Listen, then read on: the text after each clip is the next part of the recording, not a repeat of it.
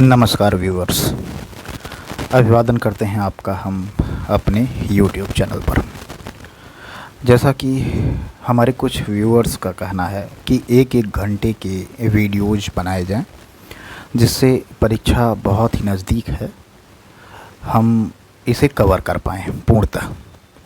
तो हम आपको बताना चाहेंगे कि नियमित अंतराल पर 15 से 20 मिनट की ही वीडियोज़ आएंगे, लेकिन इनकी बारंबारता ज़्यादा होगी।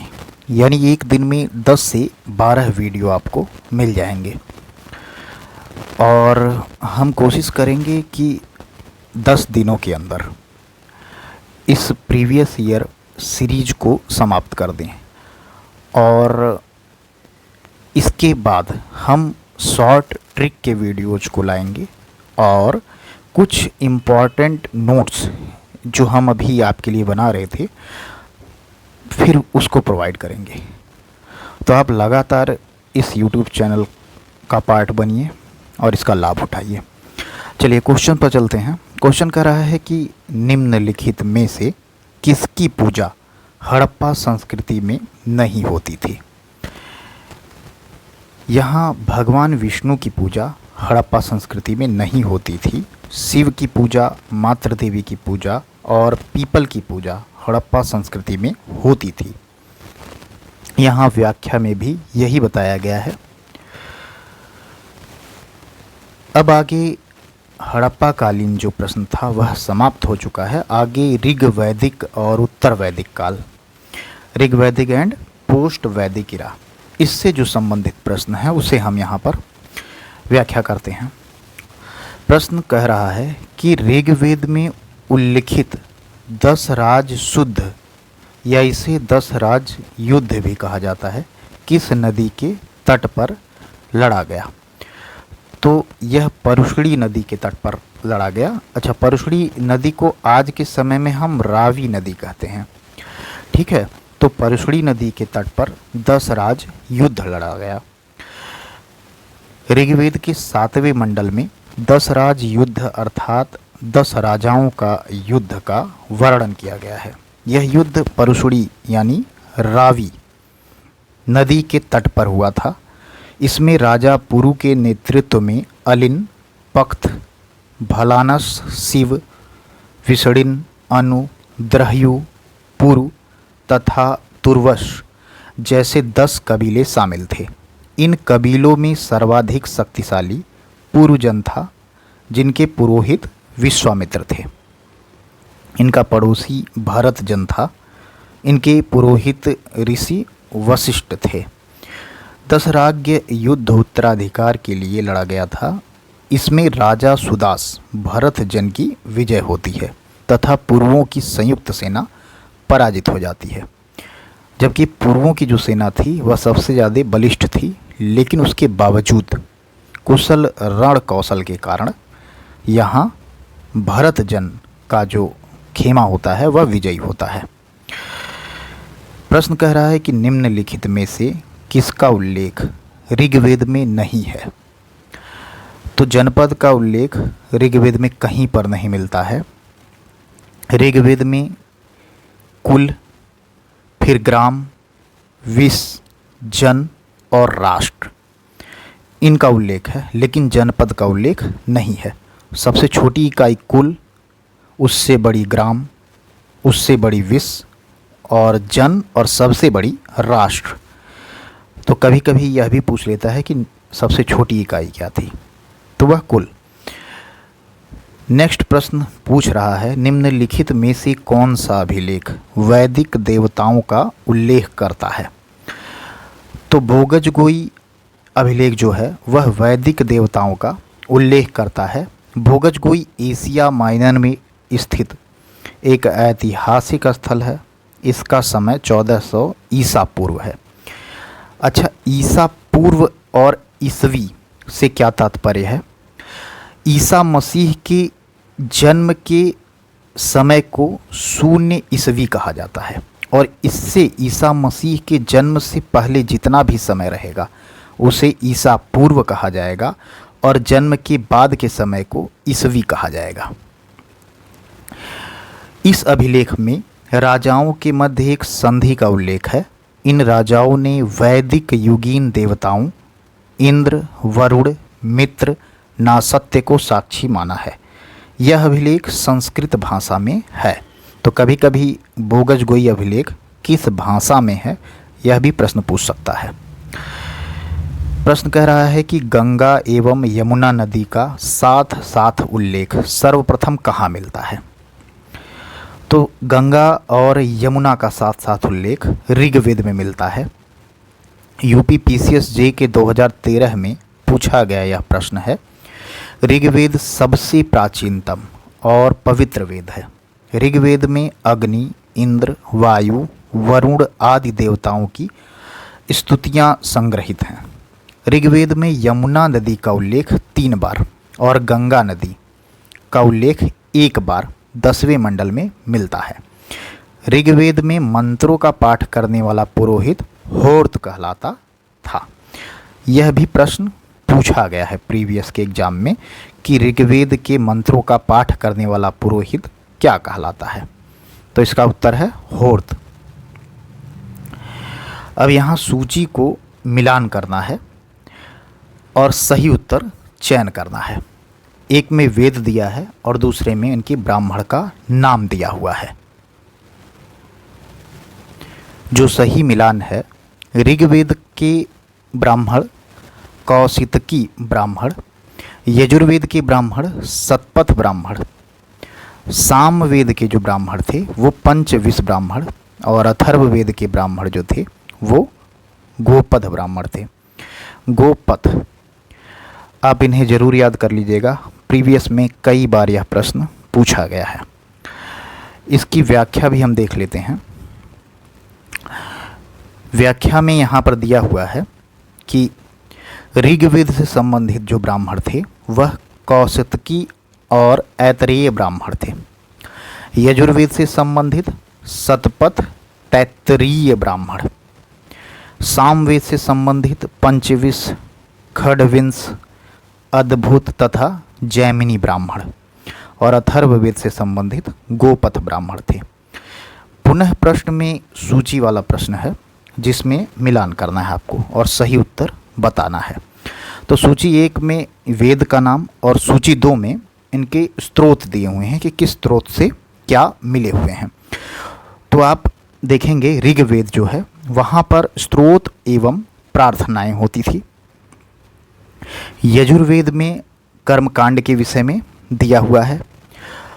सामवेद संगीतमय वेद है और अथर्ववेद जो है वह तंत्र मंत्र से संबंधित और वशीकरण से संबंधित वेद है। यूपीपीसीएस प्री 2001 में पूछा गया प्रश्न है और यह अलग अलग, जैसे सामवेद संगीतमयी वेद है, ऐसा करके प्रश्न कई बार पूछा गया है। तो यहाँ सही सुमेलित भी करके दिया हुआ है। नेक्स्ट क्वेश्चन देखेंगे कि मिलान ही करना है यहाँ पर कि नदियों का नाम और उनका आधुनिक नाम क्या है। तो हमने जैसा कि अभी देखा कि परुशड़ी को रावी नदी कहते हैं, परुशड़ी को रावी नदी कहते हैं। तो यहाँ से हम मिलान कर लेते हैं कि परुशड़ी रावी नदी है।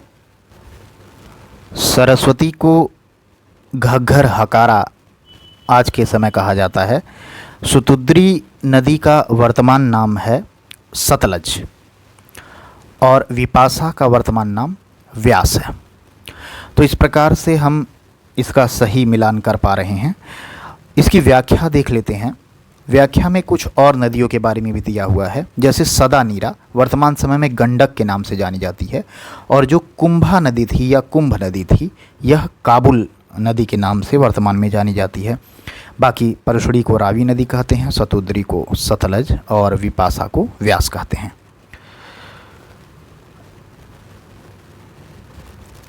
अगला प्रश्न कह रहा है कि निम्नलिखित कथनों पर विचार कीजिए तथा नीचे दिए गए कूट का उपयोग कर सही उत्तर चुनिए। प्रश्न कह रहा है कि ऋग्वेद में 1028 संस्करण हैं और दूसरा कह रहा है कि ऋग्वेद को अष्टक भी कहा जाता है। तो बिल्कुल 1028 संस्करण ऋग्वेद में विद्यमान हैं और अष्टक ऋग्वेद को ही कहा जाता है। ऑप्शन नंबर सी सही है कि सही उत्तर यहाँ पर चुनना है। आप इसे ज़रूर देख लीजिएगा कि जब आप एग्ज़ाम हॉल में बैठिएगा तो आपको यह पता होना चाहिए कि सही उत्तर के विषय में पूछ रहा है या गलत उत्तर के विषय में पूछ रहा है। 2022 में यूपीपीसीएस की जीडीएस में पूछा गया यह प्रश्न है। इसकी व्याख्या को अगर हम देखें तो संपूर्ण ऋग्वेद 10 खंडों में विभक्त है, जिसे मंडल कहते हैं। ऋग्वेद का एक अन्य विभाजन अष्टक 8 अध्याय 64 वग्र 2112 वग्र की संख्या होती है इसमें। वह मंत्र 10,552 के रूप में किया गया है। ऋग्वेद में सूक्तों की संख्या 1017 है, जबकि बाल खिल्य या परिशिष्ट भी जोड़ दिया जाए तो ऋग्वेद में सूक्तों की कुल संख्या 1028 है। नेक्स्ट प्रश्न पूछ रहा है कि ऋग्वेद में निम्नलिखित में से किन नदियों का उल्लेख अफगानिस्तान के साथ आर्यों के निकट संबंध का परिचायक है। तो कौन सी नदी है जिसमें वह बताती है कि अफगानिस्तान से आर्यों का निकट संबंध था। तो कुंभा नदी, कुरुमु नदी और गोमल यानी गोमती नदी, यह 3 ऐसी नदियां हैं जो यह हमें बताती हैं कि अफ़गानिस्तान के साथ आर्यों का निकट संबंध था। कुंभा नदी को वर्तमान में काबुल नदी भी कहा जाता है। यूपीपीसीएस के 2013-2016 में सेम प्रश्न पूछा गया, आगे भी रिपीट हो सकता है। प्रीवियस ईयर की यह खासियत है कि आपको एग्ज़ाम में एज इट इज प्रश्न देखने को मिल जाता है। इसकी व्याख्या देखेंगे तो ऋग्वेद में अफ़गानिस्तान की नदियों का उल्लेख हुआ है जो आर्यों के अफ़गानिस्तान के साथ निकट संबंध का परिचायक है। ऋग्वेद में उल्लिखित अफ़गानिस्तान की नदियों में कुंभा या कुभा, क्रुमु, गोमती यानी गोमल और सुवास्तु प्रमुख हैं। प्रश्न कह रहा है कि वैदिक देवता इंद्र के विषय में निम्नलिखित कथनों पर विचार कीजिए तथा नीचे दिए गए कोट से सही उत्तर चुनिए। झंझावत के देवता इंद्र थे, पापियों को दंड इंद्र देते थे, नैतिक व्यवस्था के संरक्षक इंद्र थे या वर्षा के देवता इंद्र थे। तो झंझावत के नेता इंद्र थे और वर्षा के देवता इंद्र थे। यहाँ पर ऑप्शन 1 और ऑप्शन 4 सही है, तो यहाँ ऑप्शन डी में दिया हुआ है कि 1 और 4 सही है। वरुण नैतिक व्यवस्था के संरक्षक थे। तो वरुण कौन थे? नैतिक व्यवस्था के संरक्षक थे। तो नैतिक व्यवस्था के संरक्षक और ऋतस्यगोपा वरुण को कहा जाता था। किसको कहा जाता था? वरुण को ऋतस्यगोपा कहा जाता था। प्रश्न यह भी पूछा जा सकता है कि नैतिक व्यवस्था के संरक्षक कौन थे? तो नैतिक व्यवस्था के संरक्षक वरुण देव थे। नेक्स्ट प्रश्न कह रहा है कि वैदिक राजाओं का राज्यों के निम्नलिखित युग्मों में से कौन सा एक युग्म सुमेलित नहीं है। हमने अभी बताया कि आपको प्रश्न पढ़ते समय यह ध्यान देना है कि प्रश्न में सही है या नहीं है पूछा गया है और तुरंत उसको घेरा कर लेना है। अब यहाँ पर 4 ऑप्शन दिए हुए हैं, उसमें से एक गलत दिया हुआ है। जैसे अजात शत्रु काशी इनका राज्य था, अश्वपति कैकेय और जनक विदेह से संबंधित थे। लेकिन जो जन्मेजय थे वह मद्र से संबंधित नहीं थे, बल्कि जन्मेजय कुरुवंश के राजा थे। तो यहाँ पर आपको पता चल गया कि ऑप्शन डी गलत है। नेक्स्ट प्रश्न पूछ रहा है कि गायत्री मंत्र के नाम से प्रसिद्ध मंत्र सर्वप्रथम किस ग्रंथ में मिलता है। बहुत ही आसान प्रश्न है। ऋग्वेद में गायत्री मंत्र का उल्लेख है। अच्छा, ऋग्वेद में उल्लेख है यह तो ठीक है, लेकिन प्रश्न कितनी बार पूछा गया है ज़रा आप यहाँ गौर करिए। 2015 एपीओ, पीसीएस के प्री 2013 में, टैक्स इंस्पेक्टर यूपीपीसीएस द्वारा कराया जाता है पेपर, यूपी पीसीएस के बीईओ एग्ज़ाम में और पीसीएस के मेंस 2005 में। रिपीट सेम प्रश्न कितनी बार हुआ है, तो प्रीवियस ईयर की महत्ता आप समझ पा रहे हैं। नेक्स्ट प्रश्न कह रहा है कि ऋग्वेद की मूल लिपि थी। बहुत ही इम्पॉर्टेंट है कि ब्राह्मी लिपि जो थी ऋग्वेद की मूल लिपि थी, तो बिल्कुल आप इसे याद कर लीजिएगा कि ब्राह्मी लिपि जो थी वह ऋग्वेद की मूल लिपि थी। ऋग्वेद के किन मंडलों को वंश मंडल के नाम से जाना जाता है, तो द्वितीय से सप्तम मंडल जो है उन्हें वंश मंडल के नाम से जाना जाता है। ऋग्वेद में सर्वाधिक संख्या में मंत्र संबंधित हैं, तो अग्नि से संबंधित सर्वाधिक संख्या में मंत्र मिलते हैं। प्रश्न पूछ रहा है कि विष्णु का प्राचीनतम उल्लेख कहाँ मिलता है, तो ऋग्वेद में ही विष्णु का प्राचीनतम उल्लेख मिलता है। ऋग्वेद का सर्वाधिक लोकप्रिय छंद कौन सा है, तो ऋग्वेद का सर्वाधिक लोकप्रिय छंद त्रिष्टुप है। व्याख्या बताया गया है कि वैदिक साहित्य में गायत्री, त्रिष्टुप, जगती, वृहति, अनुष्टुप आदि छंदों का प्रयोग हुआ है। ऋग्वेद में सर्वाधिक लोकप्रिय छंद त्रिष्टुप है। इसके बाद गायत्री छंद है और उगती छंद या जगती छंद भी कहते हैं इसको, इसका प्रयोग हुआ है। नेक्स्ट प्रश्न पूछ रहा है कि निम्नलिखित में से कौन सा वेद सबसे प्राचीन है। कई बार पूछा गया है प्रश्न और यह प्रश्न आसान है, शायद आपको भी पता है, ऋग्वेद है वह।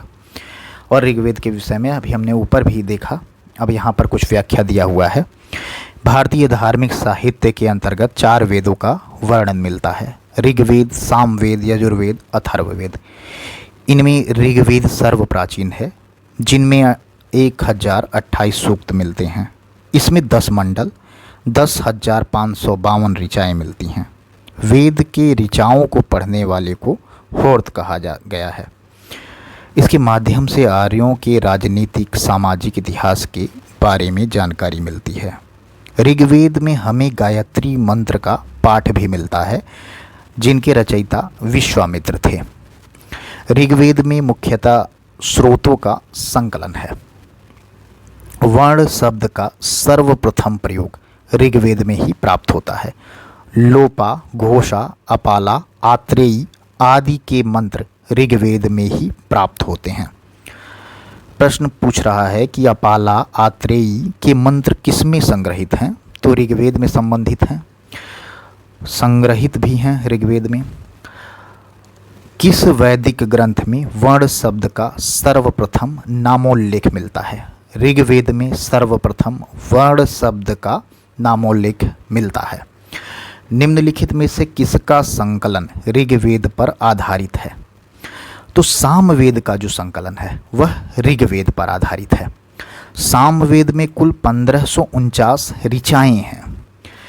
इनमें मात्र 75 ही नई हैं, अन्य ऋग्वेद से ली गई हैं। भगवान कृष्ण ने वेदों में अपने को सामवेद कहा। साम का अर्थ गान होता है। इनके मंत्रों को गाने वाले को उद्गाता कहा गया, यानी सामवेद का जो मंत्र गाता है वह उद्गाता कहलाता है। प्राचीन ग्रंथों में सामवेद में गौरव की गाथा मिलती है। भारतीय संगीत पर यह प्राचीनतम ग्रंथ है। प्रश्न पूछ रहा है कि निम्नलिखित में से कौन सा वेद गद्य एवं पद्य दोनों में लिखा गया है? तो वह यजुर्वेद है, जो गद्य और पद्य दोनों में लिखा गया है। 2018 के पीसीएस में पूछा गया और ऑप्शनल हिस्ट्री जब था तब 3 बार यह प्रश्न पूछा गया। यजुर्वेद सहयज शब्द से, यजुर्वेद जो है यज शब्द से बना है। इसका संकलन यज्ञ संपादन हेतु किया गया है, अतः इसे पद्धति ग्रंथ भी कहते हैं। यह गद्य एवं पद्य दोनों में है। इसकी 2 शाखाएं हैं, कृष्ण शाखा और शुक्ल शाखा। कृष्ण यजुर्वेद में ब्राह्मण ग्रंथों का आख्यान भी है। यहीं गद्य एवं पद्य दोनों में है। वाजसनेयी संहिता शुक्ल यजुर्वेद की संहिता है। मैत्रेयी संहिता यजुर्वेद से संबंधित संहिता है। राजसूय से संबंधित अनुष्ठानों का वर्णन यजुर्वेद में मिलता है। कई सारे यहाँ पर फैक्ट आपको मिल जाएंगे और इससे संबंधित आगे प्रश्न पूछा गया है। प्रश्न पूछ रहा है कि वैदिक साहित्य का सही क्रम कौन सा है। तो वैदिक साहित्य का सही क्रम है वैदिक संहिताएं, ब्राह्मण, आरण्यक और उपनिषद। तो यह सही क्रम है। चलिए आज के लिए इतना ही। नेक्स्ट वीडियो में हम फिर से आपको इसी तेज़ी के साथ आगे लेके चलेंगे। आशा करते हैं यह आपके लिए उपयोगी होगा। अच्छा, एक चीज़ और कि हम बहुत बड़ा वीडियो नहीं बनाएंगे। हम आपको विश्वास दिलाते हैं 10 दिनों के अंदर यह प्रीवियस ईयर की श्रृंखला जो RO UP PCS के लिए उपयोगी है समाप्त हो जाएगी। उसके बाद कुछ इम्पॉर्टेंट जो सब्जेक्ट हैं उनकी ट्रिक्स हम लेकर के आएंगे और कुछ ऐसे वीडियोज होंगे जिसमें आपको यह पता होगा कि जहाँ से प्रश्न लगातार पूछे जा रहे हैं उन प्रश्नों को हम डिस्कस करेंगे। चलिए तब तक के लिए नमस्कार, आपका दिन शुभ हो।